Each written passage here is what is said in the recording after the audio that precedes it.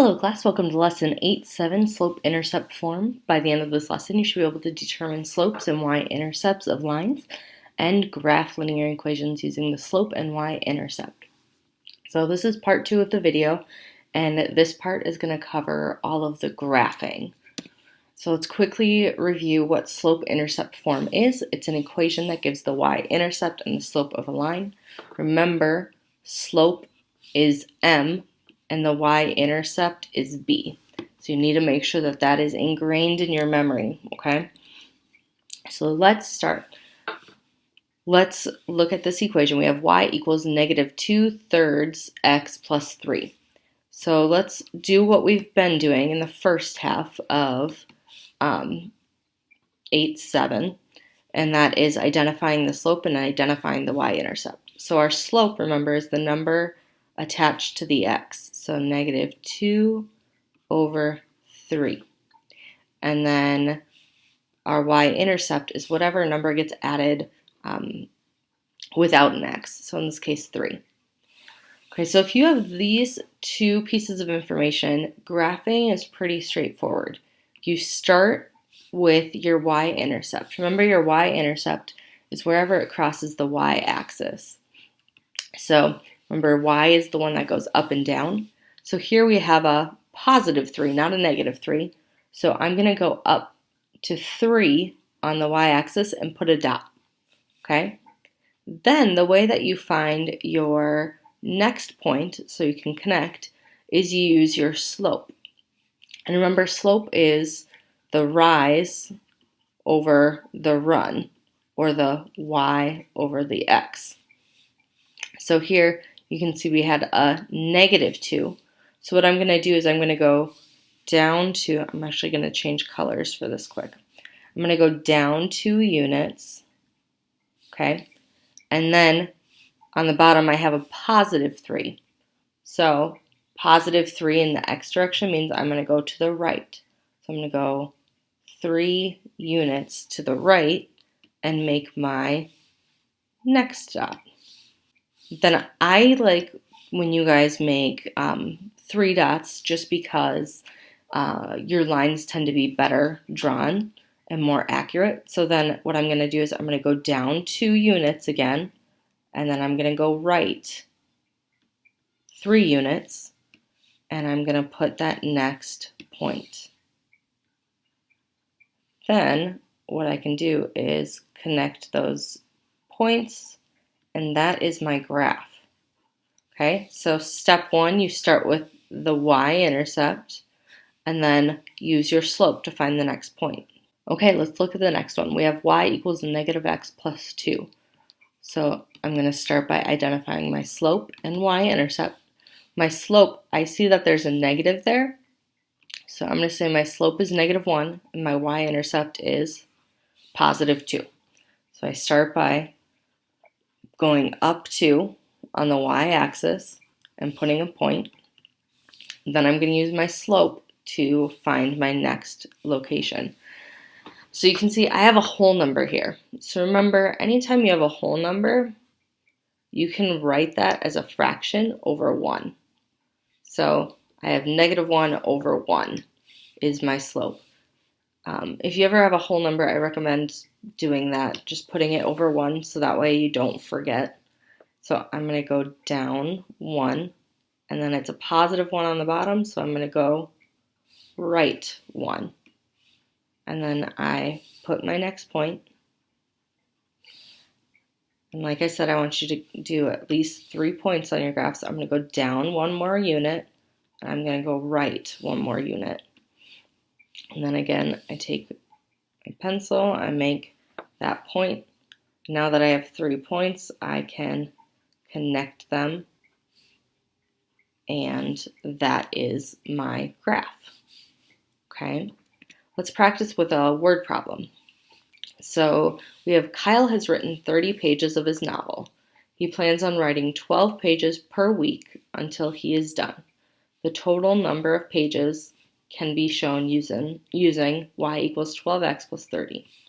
First, we want a graph, and then we want to describe what this means. So I need to label my graph. And if you're ever wondering how to label your graph, like which one's going to be pages, which one's going to be the week, whenever it says something per something, the top one is your y-axis. So pages goes over here, and then week goes down here. So pages per week.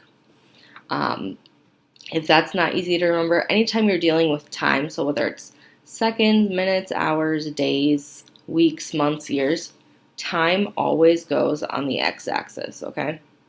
So there we go. We have our x and our y, and we want to be able to graph 12x plus 30.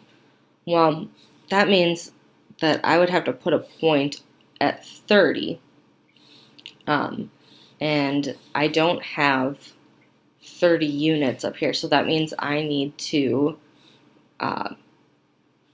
adjust the scale that I go by, what I'm counting by on the side of the graph. So since I need all the way up to 30 and past, right, I'm going to maybe do, let's go by 10, 15, 20, 25, 30, 35, 40, 45, 50. Let's go by tens. So 10, 20, 30, 40, 50, 60, 70, 80, 90, and 100. And then down here, weeks, I'm just going to go by ones. First week, second week, third week, fourth, and so on. So then I have all of, or I have the equation I'm going to use. My y-intercept is 30. So I'm going to put a point at 30. And then my slope is 12. So remember,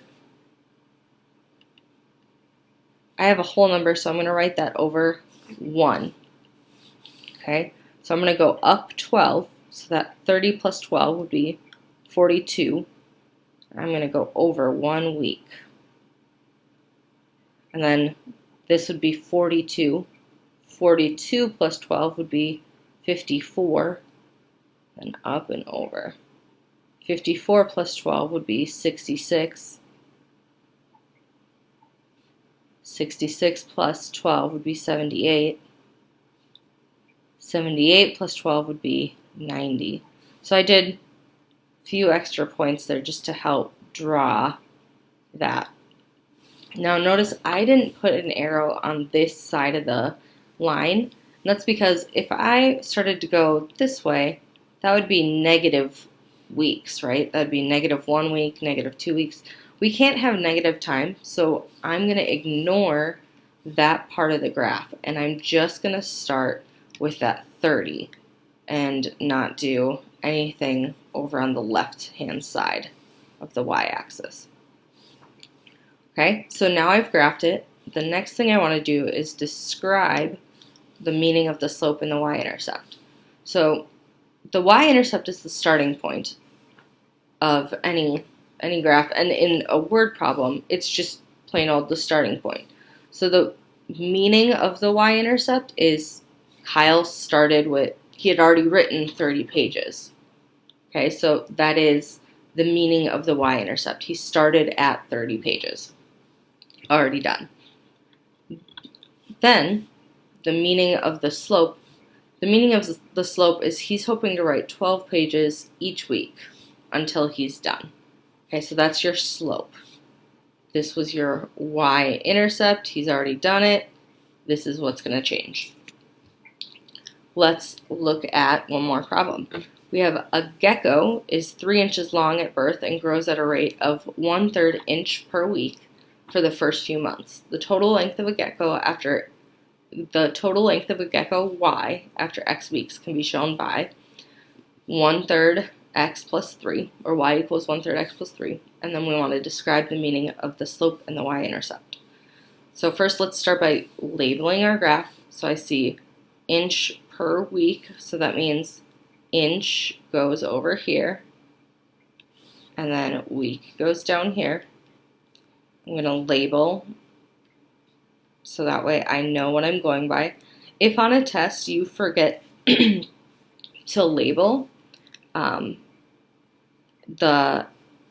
lines, so I don't know what you're going by, I'm going to mark it wrong. So make sure you take the time to label, like this is week, this is inches, and tell me, like I'm going by ones in this case, but on the last one I was going by tens.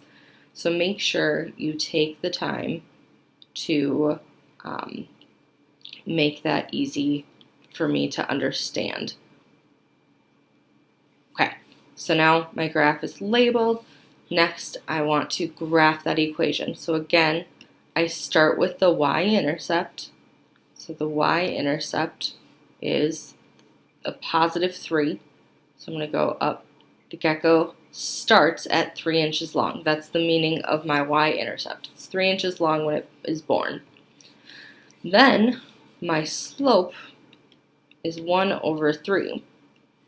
So I know that I'm going to go up 1 unit, and then I'm going to go over 3 units before I get to my next point.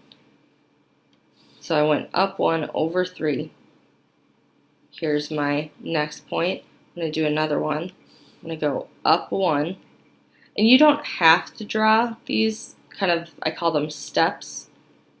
I'm doing it just to make it easier for you to see. Students tend to do better when they draw these in.